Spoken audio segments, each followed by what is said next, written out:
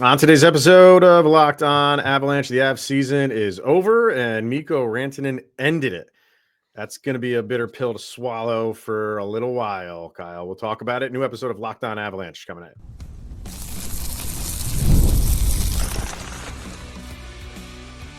You're Locked On Avalanche, your daily podcast on the Colorado Avalanche, part of the Locked On Podcast Network, your team every day.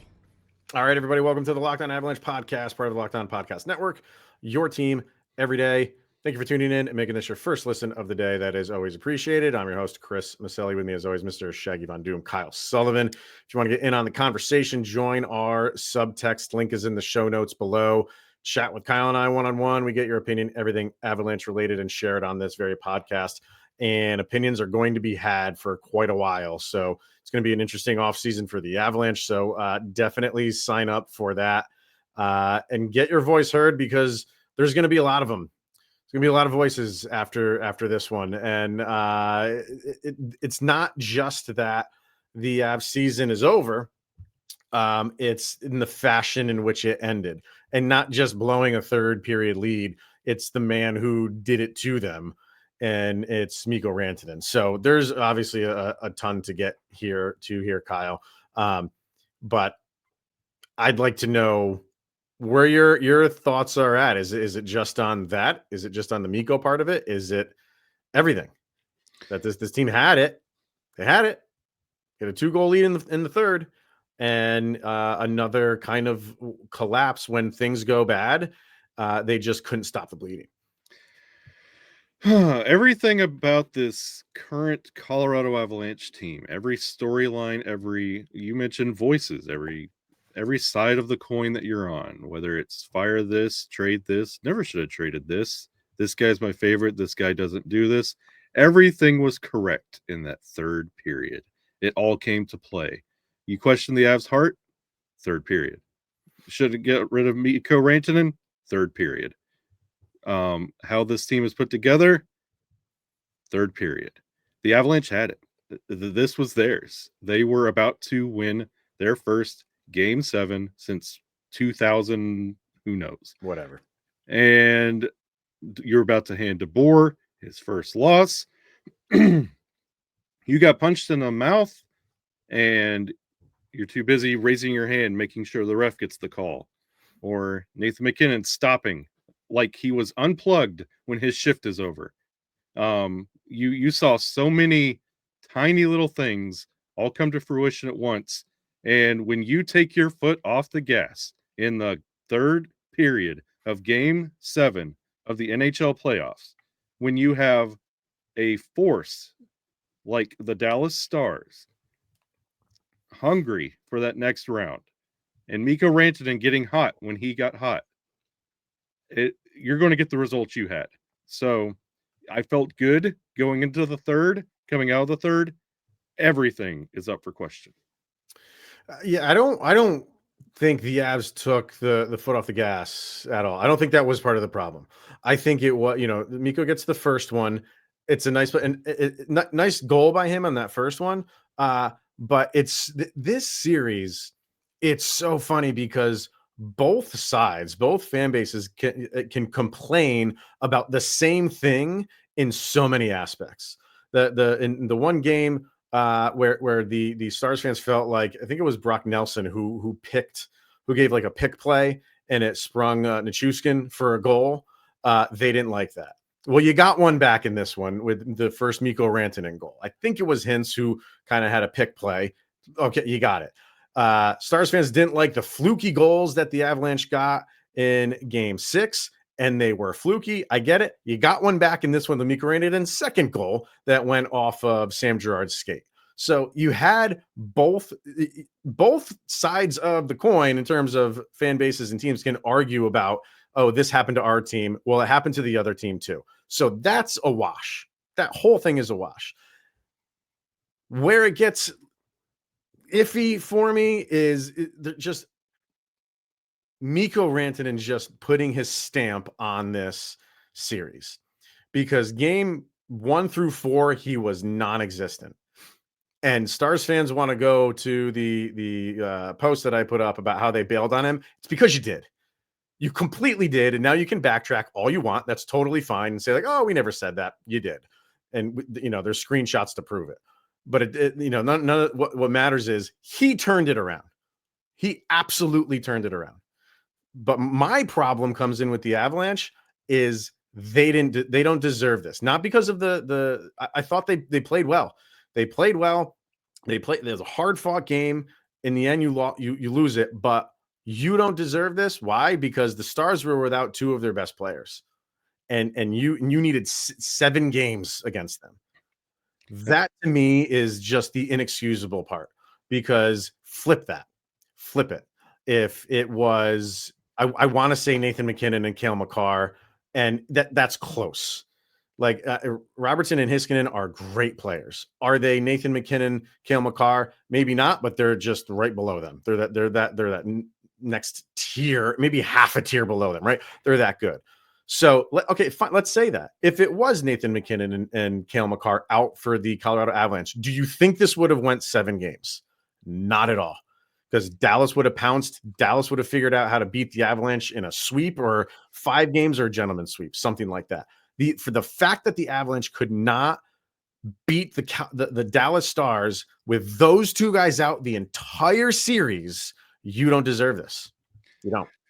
Chris, I could kiss your beautiful digital bald head right now. You said exactly what I'm feeling right now. When you started talking about the calls and all the extras that everybody's liking to hold on to right now, I will not stand for it. The Colorado Avalanche, we have said this time and time again, this is the deepest Colorado Avalanche team we have seen in some time. I even pulled up the Stanley Cup winning roster to prove to myself, am I being a fool for saying this? No, I'm not. This Avalanche team should not have gone 7 games against this Dallas Stars team. They have played down to their opponent throughout this series, and we have talked about it not mattering and the urgency not being there. You have seen it the tail end of game 1. You were taken to overtime twice, and it wasn't there. You had 1 stellar game. Good job. Good. Well, everybody does. Yeah. You should treat this like it is the playoffs. Quit worrying about, well, we're a good team, we got to handle our business. Show me. Don't tell me in a microphone. Show me on the ice. Like, you had this game. Keep pouring it on. Why you allowed it? Well, I think they tried. This team, even if you give half a try, should be scoring 2 to 3 goals a period. This is a deep team, and Dallas should not dictate a single thing. When you're talking about Charlie Coyle scratching Miles Wood and Jimmy Vesey, for goodness sake, you're having to go on Hockey DB for the 4th and 3rd line of this Dallas Stars team, and who they're rolling out in defenders. These are household names. You went out and got Brock Nelson and Charlie Coyle, for goodness sake, and they're on your team. You have Ryan Lindgren. This team is an all-star team. How you're letting the Dallas Stars, injury-depleted Dallas Stars, dictate the Colorado Avalanche in this series is inexcusable. You should be absolutely wiping the floor with this team. You have done it in the regular season to opponents that it didn't matter. Every game mattered in this series, and you were just unable to dictate things. You had to respond to what Dallas did. That 3rd period, a microcosm, the summary of the entire series. Yeah, I mean, the game 4 was their top tier game, right? This one was a very good game played by them. Once they got that shorthanded goal, it really seemed like things opened up for the Avalanche, and they started being aggressive more. They only had a few really extended offensive possessions where they were cycling it around, but they had a lot where they were keeping it in their zone, just pressed up against the boards, running some clock off, just making Dallas tired. So they had to change. They were playing, I thought, a really good style of game. Dallas was making it tough for them to get on their track meet. You could tell Dallas did not want to do that again. because it burned them in the last in game 6 and definitely burned them in game 4. But Dallas just does not want to play that style of game against anybody, especially the Avalanche, and they prevented them from doing it. But I thought the Avalanche did a really good job with puck possession, and it just goes back to the first goal from Mikko, and then it was just like panic mode, guys out of position. The second Mikko goal, I don't know what Lindgren was doing. You cannot blame Sam Girard on that. That's just a fluky thing. It goes off of his stick. What Lindgren was doing, I don't really know. There's no way that he should have got behind Lindgren like that. And even Blackwood was really out of position. I don't know. He was kind of way off to the side where Mikko kind of runs into him. Not goaltender interference or anything like that. I mean, he was so far, like, let's say so far, but why Lindgren was doing what he was doing, why Blackwood was going off to the side as far as those are the things where it's like you're just trying to do too much right now because the crowd's into it. They got the 1 goal back, and then the power play goal that they get, it's just like they were doing that the entire series. That somehow Stars were finding that cross ice pass right through everybody, getting it to the other side of the ice for a goal. You could see it happening, and it happened so many times for this series. And Dallas, they deserve the win. They totally deserve it for many, many, many reasons.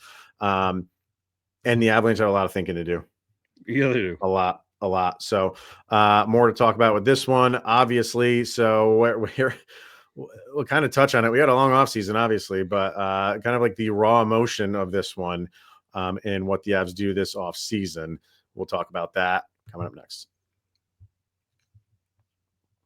Let's hear from Amazon Fire TV, because did you know that your Fire TV is also an Xbox? You can turn any TV into your gaming or entertainment hub with Fire TV Stick 4K devices. No console required. Just grab your paired controller, subscribe or sign into Xbox Game Pass Unlimited with EA Play included, and you're ready to play.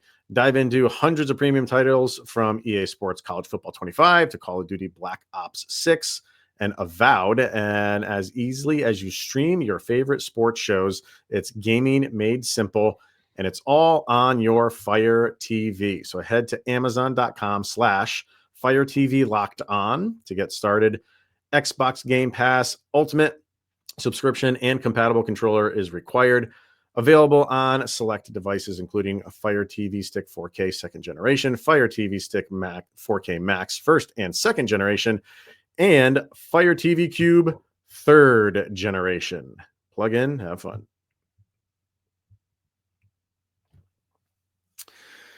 All right, sir. So, yeah, we're going to talk about this, and I feel like we're going to talk about this a lot in this offseason, but just because right now the feelings are raw, the emotions are raw, and right now everybody wants everybody fired and everybody traded, and let's burn this thing to the ground, and like a phoenix rising from the ashes, build it anew, and that's all fine. That's all well and good.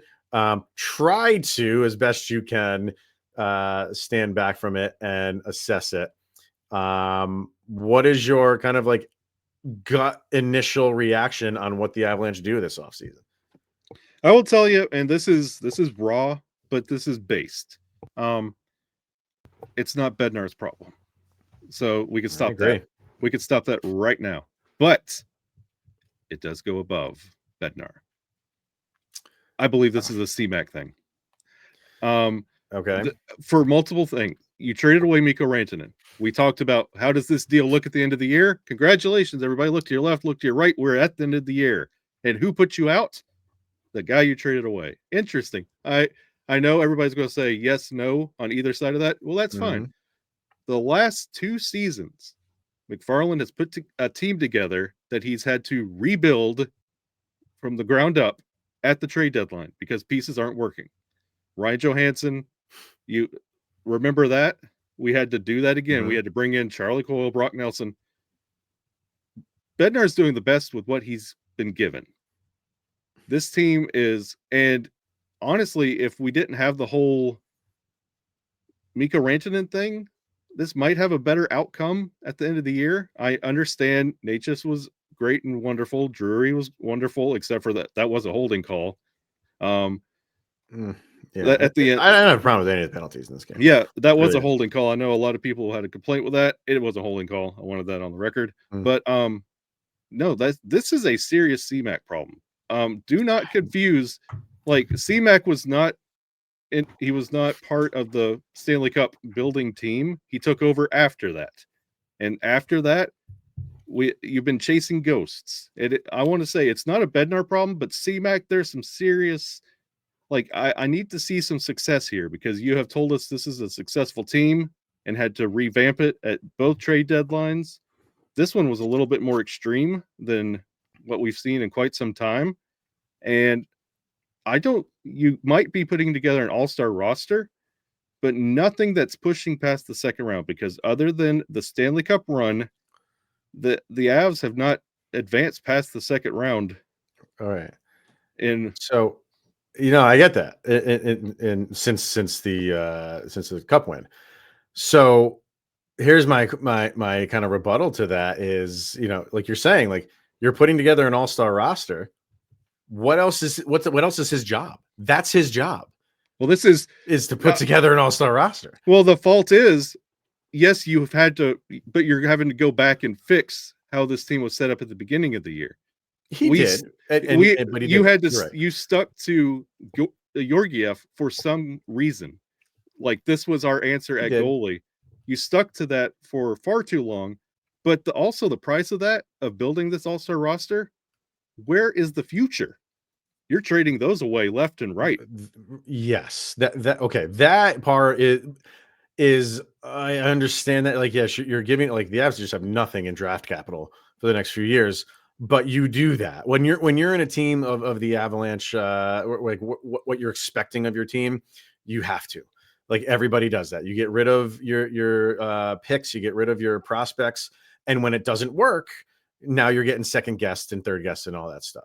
Well, this was the first time you've seen them dip into rentals. They really, and, yes. And you traded away a big piece like Mikko Rantanen, and we said, "Whoa, CMAC really bold with the moves." First round exit, guys. Like, right? What? So you traded away so much draft capital, a lot of prospects, people that like Kovalenko's not even a member of this team anymore. Like, you have so many things that you were looking forward to that you traded away to have to fix it again at the trade deadline, and why? Like that's always the risk. That's always the risk of if it doesn't work, we have nothing to fall back on now. And with the goalie thing, like he addressed it, and what were they, the first team since maybe ever to change both goalies by like mid-December or whatever it was. So like he was active. And if you, first of all, like I want to go back and just say, I don't feel like either one of these guys is getting let go as far as like Bednar or McFarland. I don't feel like it's going to happen. But if you were forced to tell me one of them is going to go, it's probably Jared Bednar. And he's my favorite coach in Avalanche history. I think he's the best coach in the league, and I think he is perfect for this team. But all of those things that you're saying, like, oh, they haven't made it past the second round since the cup win, like that's a Bednar problem. That's not a Chris McFarland problem. And when we say like, oh, well, Mikko Rantanen is the one that ended your season, that's on Chris McFarland. No, it's not. Chris McFarland got rid of Mikko Rantanen to the East Coast, to the Hurricanes, for this very reason. He's not going to trade someone of Mikko Rantanen's caliber to the West because he doesn't want to face him in the playoffs. He can't expect what happened in 3 weeks to happen in Carolina and Mikko Rantanen to come back to the West and, oh, by the way, to the Dallas Stars. He can't predict that. So in the move, we didn't like it because it's Mikko Rantanen, and then the way that Nashis was playing and the way that Jack Drury was playing, we were okay with it. It's not like we're ever going to love it because you got rid of a beloved player, but what he got in return for it was doing the job and doing their job and doing it well. And now when we play the tape to the end and Mikko Rantanen's the one that ends your season, we think that's Chris McFarland. It's not Chris McFarland's fault. We loved this team after the trade deadline. Loved this team going into the Stanley Cup playoffs. And what happened? They couldn't beat Dallas, decimated team like we've talked about. that's not Chris McFarland's fault. And it's really not Jared Bednar's fault that much. It is to an extent because he's the coach. So it falls back on the coach, falls back on the players. But I don't think you can blame Chris McFarland for this. I just can't. You love the team that he put together. You'd love it. And how they played is not acceptable. And that's scheme. That's, what's the product on the ice, how they're playing. He's not the coach. Jared Bednar is the coach. Yeah, if we wake up tomorrow and they say Jared Bednar has been fired, just play back that third period and I'll be like, okay, I understand. That is a Bednar thing. Like, you gotta fire those guys up a little bit better because those patented Jared Bednar intermissions haven't happened in quite some time. Like, you haven't seen a huge change and a push there. But I will go back on the CMAC thing. Is $250,000 and that difference of contract, is it worth it? Is it worth it? Because now you're going to have to rebuild this team again in the offseason for what? You could have paid him another additional $1 million. Cap's going up. Like, if signing Mikko Rantanen was a big deal and pulling the plug so quickly to the point where he got traded again, like before the deadline, that's what I'm raising concerns on. Like, what are we doing here? Like, that's Mikko Rantanen. It's not like you're taking a gamble. Like, we're talking about Drew in. What are you going to get? You know what you're going to get out of Mikko Rantanen. And if it's that final number that still hasn't been confirmed or what actually happened, but if it's still that $250,000, maybe $500,000 difference, if that's all it took, that's a serious problem. Because look, that $500,000, Nashis did not show up in the playoffs. Drury led to the game-winning goal on that power play and that holding call. Mikko Rantanen was the one that put you out. So that $500,000 you didn't want to pay is going into your first round exit.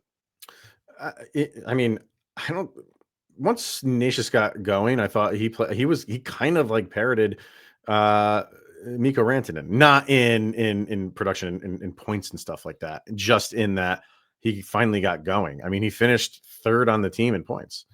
So, but he only had one goal. And that I say he only finished he did finish third in points, but he had 5 in 7 games. You need more than that. Yeah. You need more than that because Cale Makar had 5 in 7 games. Arturi Lehkonen had 4 in 7 games. Nichushkin had 4 in 7 games. And then where you get Gabe Landeskog who had 4 in 5 games. Yeah. So, those guys, they played okay. But you need more than okay when it comes to the playoffs. So, it's going to be a very, very interesting offseason for Colorado. But like you said, like what would I be surprised if you wake up tomorrow and it wouldn't happen that fast? But Jared Bednar has been served his walking papers. I mean, nothing surprises me with some of the trades that have happened this year and some of the firings that have already happened in this offseason. Nothing would really surprise me. I mean, maybe it would a little bit, but I think the main reason, as if it does happen, it's just, you kind of wear out your welcome. And, look at Mike Sullivan in Pittsburgh. It's just not that they think he's a bad coach. It's just like, we need a new voice. And I don't know if that's what the Avalanche are thinking right now. The Avalanche brass is that what they are thinking of, like, we love you. You're the highest the winningest coach in franchise history. We love what you've done with this team, and this is true for every single franchise across sports. Sometimes you just need new blood. You change players every year for that same reason. And sometimes it comes back to the head coach. I'm the type of guy that likes consistency with head coaches and stuff like that. If things are working, I never want to get rid of a head coach, but that's not the way sports are anymore. It's if you haven't shown that you can win in a short amount of time, you're done. So Jared Bednar, in 9-10 seasons that he's been there, that is on borrowed time in the sports world of head coaches. So they might let him run it back for one more season, but that's probably all he's got, unless if they hold on to him for next year. If he doesn't make a run, minimum Western Conference Final, that's probably it for him, if not now. We'll see. The thing is, I know we keep pointing back to that 2022 Stanley Cup. If they fired John Cooper tomorrow, you wouldn't bat an eye. You'd be like, yeah, they probably need a fresh voice. He won another Stanley Cup. He's got 2. Jared Bednar's got 1. And guess what? He got bounced in the first round. So did Bednar. Like, you'd be like, oh, it makes sense. They probably needed a change. Take off your burgundy and blue glasses. That's what the league would be thinking when they see, oh, possibly Jared Bednar got fired. They're like, oh, makes sense. They haven't had that same success. Same with Tampa Bay. The 2 coaches that met in that Stanley Cup are running the same trajectory right now. So you gotta think about it from a league-wide standpoint, because you're looking at Nathan McKinnon, Cale Makar. They had that 1 cup, but they haven't done a single thing since then. All right. Well, let's get our last break in here. We have some Subtext people chiming in, and a season-ending sound check, which is always an interesting one. So we'll do all that next. So here from Gametime, the Stanley Cup playoffs are here. Yeah, who cares? And if you've never been to a live NHL playoff game, it's unlike anything else. The intensity, the speed, the energy in the building, it's obviously next level. And thanks to Gametime, getting in the door is easier and more affordable than ever. Gametime is the fastest way to grab playoff tickets. Even for those must-see matchups, prices actually drop as the puck drop gets closer.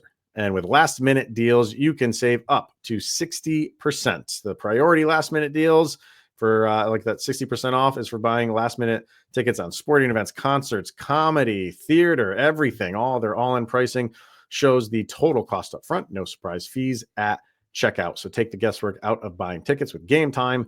Download the Gametime app, create an account, and use the code LOCKEDONNHL for $20 off of your first purchase. Terms apply. Again, that code is LOCKEDONNHL, LOCKEDON NHL for $20 off. Download the Gametime app today. Last-minute tickets, lowest prices guaranteed.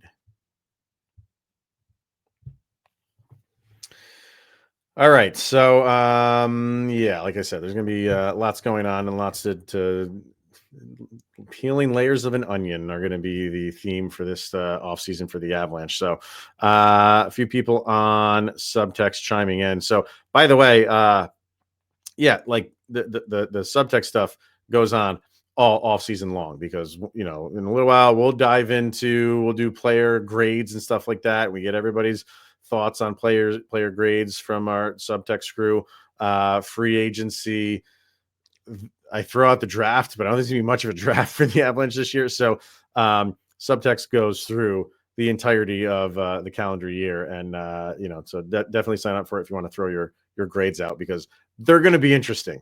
Because you can have and we don't do grades for the regular season and just the postseason. It's all inclusive. So it's always interesting to see what people give player grades for, and heavily weigh it on the postseason. And you're going to get a lot of that for this offseason for the Avs. Yeah. Subtext will be the place to be. You can even probably drive some segments on where we go and what we need to talk about. So bring it on. Yeah, absolutely. So we'll start with the mayor. Mayor Charles just says worst possible outcome imaginable. And that, you know what, was a Shakespearean tragedy. He's right. Like I mean, you lose more in seasons than you win, right? The Avalanche has been in existence for 30 years now, and they've won 3 championships. So 27 years, your season ends without a championship. That's, you know, the ratio is just way off when it comes to that. But some years when the season ends, it holds a little bit more weight. This is one that is going to hold a little bit more weight than other ones. And it's solely because of the Mikko Rantanen storyline. That was the storyline going into this series. It was non-existent for the first half of it, and then he made it the story again, and now that is the ending story. So yes, this is Shakespearean. Like, this is a tragedy, and this is one that will be remembered and discussed and hurt for a while. Matt Duchaine put us out last year. Right. Mikko Rantanen put us out this year. It's terrible. It's terrible. Lisa says, I'm going to need some time to process before I have any real thoughts. Right now, it's like having a fight with your significant other. You sometimes have to walk away before you say something you regret later. Also, she says, "Go Caps," because she is a Capitals fan too. Pete's sake. Good question. Who are you rooting for now? I mean, The New York Knicks. My Avs and Devils are out. I can't turn to basketball. It's not that dire for me. You know what? To be honest with you, I don't know if I'm going to watch hockey until at least the second round gets. I'm not going to watch the Game 7, Jets and Blues. I'm going to probably. It's going to take me. I'm really hurt over this loss, and I'm probably going to need a game or two before I dive back in because I'm going to be very bitter about it. Yeah, I usually do. Like, you're always bitter when your team season ends, but I don't know. I haven't really given it much thought. I just thought of it as I was reading that subtext. But I might jump like I said on the before, Caps bandwagon for Lisa, but it's gonna. Well, I'll catch you in a game or two. I wouldn't mind the Caps because that would be a great story with Ovechkin. Yeah. Obviously, I've family friends with the Leonard family, so I would root for Ryan Leonard. So, and hey, go Maple Leafs. Just gonna throw that one out there too. Why not? Why not? Let them win it. No, let them win it. But is it all East Coast? Can't be anything West Coast. Right? I don't think there's anybody in the West. West is dead to me. I would have gone for the Kings. I always have something for the Kings. Just I'm a big Gretzky guy, and that's just when growing up, Gretzky was on the Kings, and that's just how I got into it. You're asking me to cheer for either the Oilers, the Knights, that's what's the Blues, left, or Jets, or the Stars.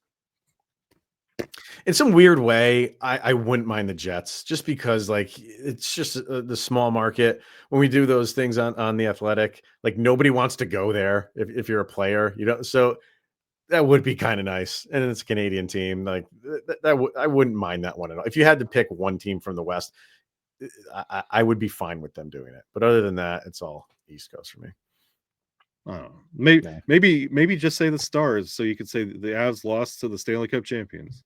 I don't play that. I don't do that. I know a lot of people do, and I get it. I don't do that stuff. That's bogus to me, but whatever. Joe says, what a season by the boys. Unfortunately, it had to be Mikko who put the Avs down. Heck of a game. Yeah, it's pretty simple. It was a good game, but it's just it's gonna be a tough one. Yeah, if you weren't an Avs or a Stars fan, this had to be incredible. Well, Dan says that's a rough one. Not gonna lie, that's worse than a Duchaine goal. Which one's worse? Overtime Duchaine. Duchaine one stings because I don't know. I kind of got tarnished on the Mikko antics after his first holdout, and I've just been like appreciating him, but not like loving him. I love Duchaine, and he had a lot of promise when he was with Colorado. Yeah, that one stung me. Yeah, I think that because that's overtime, right? Yeah. Like this one, clock was winding down. Like you're already losing. They get the empty netter or whatever. They're different. They're the same, but they're different. They're the same because it's former Avs. Mikko just put up a heck of a game from, in the entirety of it, where the Duchaine was like just that singular moment of him just getting that goal and then you're done, just done. Overtime losses to end your season are just brutal. So that's right now. I would say the Duchaine one, but this Mikko one's not that far behind. Yeah, they both stink. Let's see. That was a Dan one. Okay. Coy says, only thing that is making me happy right now is the fun off-season segments. So yeah, thank you for making me smile on that one, Coy. Appreciate that. Christina, Mikko will go down in history as the worst trade for Colorado. I can't keep watching Dallas send us home. I might need to take a break from Avs hockey for a bit. The loss literally took years off my life. Letting Dallas come back time and time again. The Avs never learned their lessons. Stupid penalties, a deflected puck off Sammy G. My heart can't take this anymore. Maybe I'll feel different in October, but for now, not sure I can even watch hockey for a while. Exactly what you were just saying. Yep. The exit interviews are going to be really interesting for this year. Mm-hmm. Where's that? I thought Vargar had something in here. I bet. Or I bet he's still writing it. There you go. Chris McFarland got exactly what he deserved. It should cost him his job. Nishis was a joke compared to Mikko in the series. Drury took the penalty that cost him the game. DeBoer 8-0, Nate 0-5. I've never jumped off the fire CMAC train. Terrible GM, wasted 3 years of McCarr and Nate's primes. Oh, he said sorry, 9-0. 9-0 for DeBoer. Well, I mean, I made my thoughts clear, and I think you did too on that. If you didn't like the moves Chris McFarland made at the deadline, then you have an argument. You have your argument, but I don't, because I liked him. I liked the moves that he made. I liked this team going into the postseason. I can't turn tail like Dallas Stars fans are doing with the whole Mikko Rantanen thing and trade him back to Colorado, and now he's the greatest thing since sliced bread there.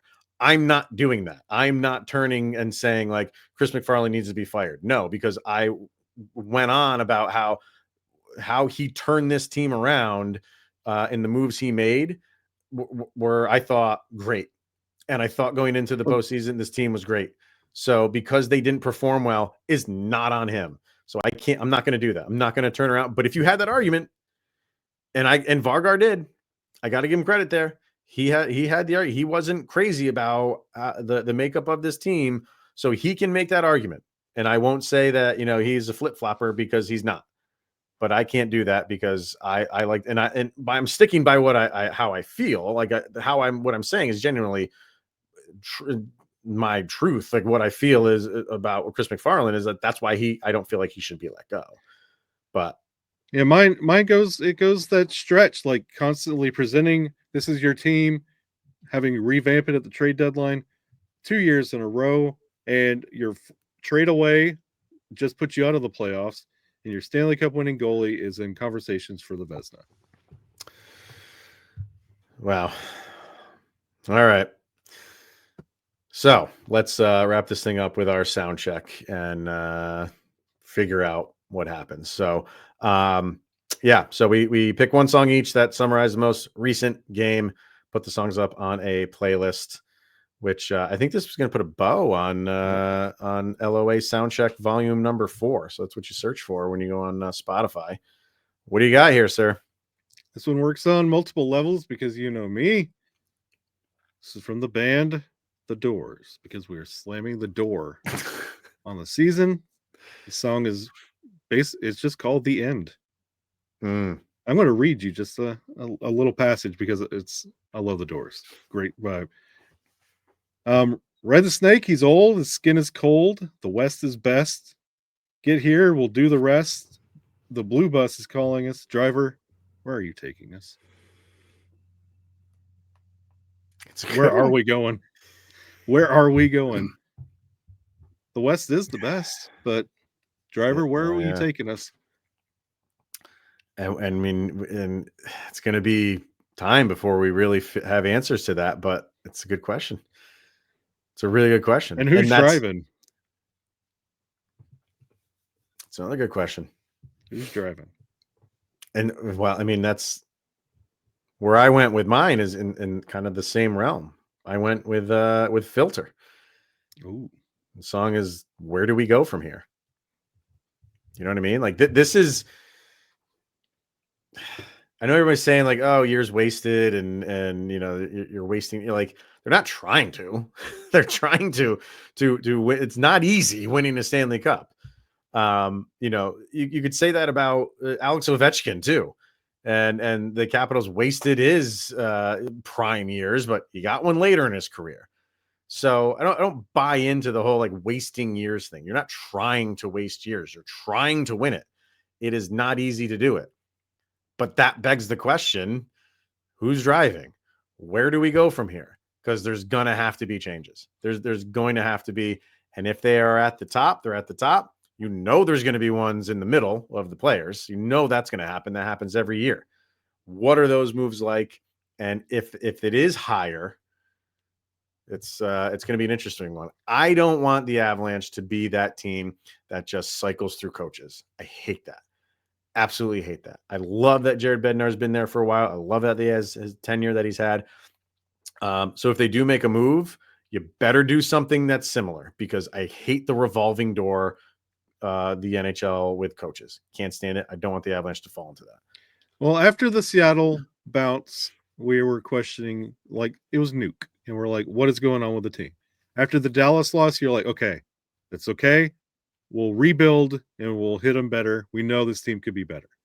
After this one, this is the first time where I've been like, maybe the ingredients are wrong. Something's wrong with this recipe because this is 3 years in a row where you feel good and then you're going home and you're like, this is the first one where I'm not like, I don't think this is a piece you could add or take away from this team roster wise that will fix this team because this was a good team. Something else stinks and something else needs to get fixed. You know, the argument will be had no matter how far the Avalanche go and come up short. Because if they keep going to the Western Conference Finals and keep losing that will be the argument. Yeah. Is he can't get past the Western Conference Final since the Stanley Cup Final. If you get to the Cup Final and you lose that once or twice, it's like, oh, you could only get there once. And like, so the argument is the same. It's just fill in the blank on where you want the phrase to end. And right now it's like, you can't get past the second round, or recently it's can't get out of the first round. And that's what it is. You're regressing. And no, it's not. It's that, and that's understandable. It's legit. That is an argument to be had. And I think the powers that be have to decide if they think a change will change that. We will see. We will see. Off seasons are always interesting. This one is gonna be no different for the Avs. So yeah, we're going to wrap it up there, everybody. So take a day to just lick the wounds and do whatever you have to do to get back into the right mindset. And we'll be back on Tuesday with a brand new episode and see what we got. So that is going to wrap it up, everybody. Another season is in the books and another long off season for Kyle and I. So stick with us here. It's going to be fun. So he's Mr. Shaggy Von Doom, Kyle Sullivan. I am Chris Maselli. This is the Locked On Avalanche podcast. And hey, maybe one of those changes is you're 24 hours closer of Sidney Crosby in a Colorado Avalanche sweater. Make it happen. What's his GM resume look like?